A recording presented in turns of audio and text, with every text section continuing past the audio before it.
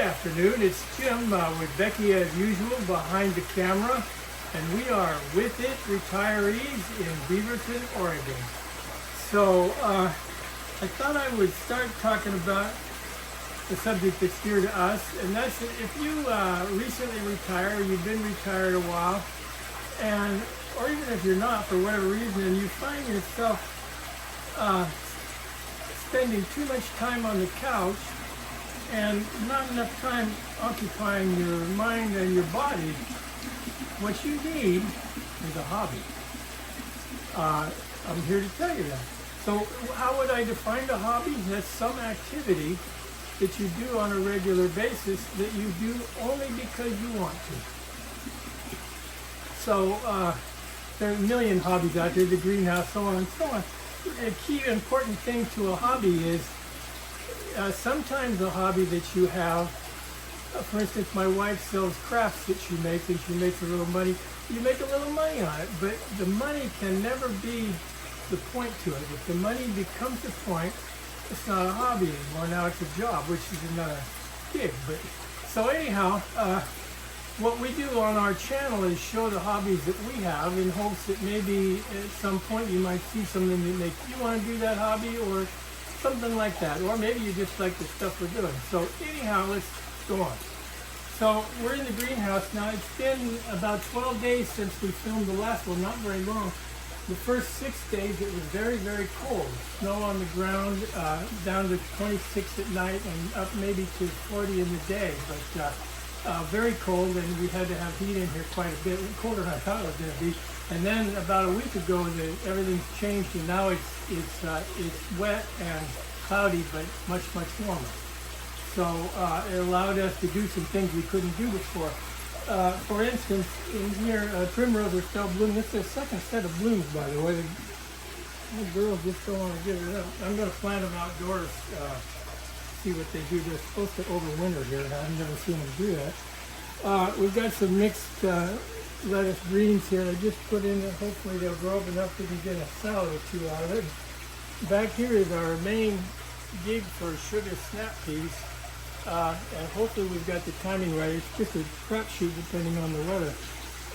Back here is ones we planted some seeds too far back. I don't know what will happen to them, but we'll see. So anyhow, what we're out here to see is the mushroom. And the last time we did this, I said if you watched my video before, or if you haven't, I mixed them up and there were two choices, a blue oyster or a black pearl king oyster. And I didn't know which one it was.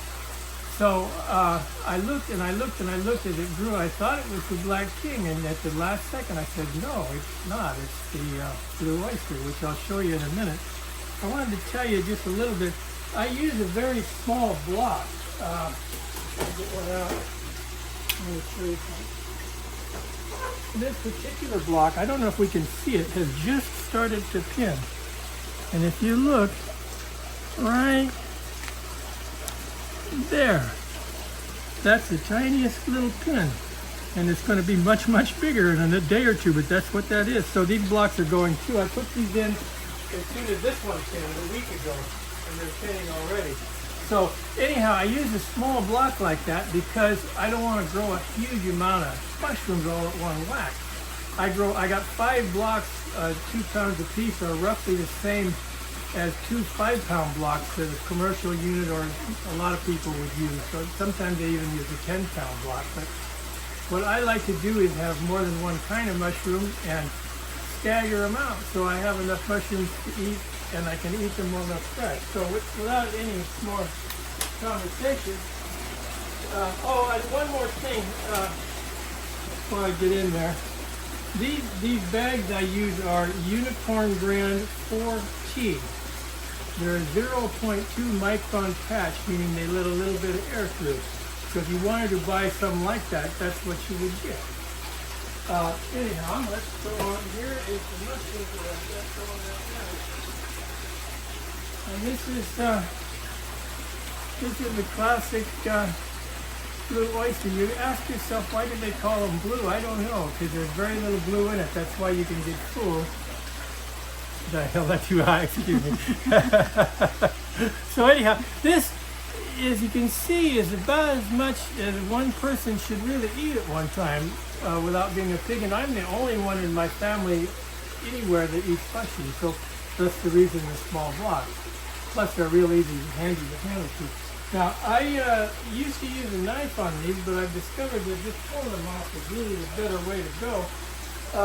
We're cutting into a gorgeous 50-plus-year-old black snowflake Pyrex bowl. This is a relatively rare snowflake bowl from Pyrex that they made, I don't know, in the 60s. I think it's just gorgeous. I have a few pieces of that.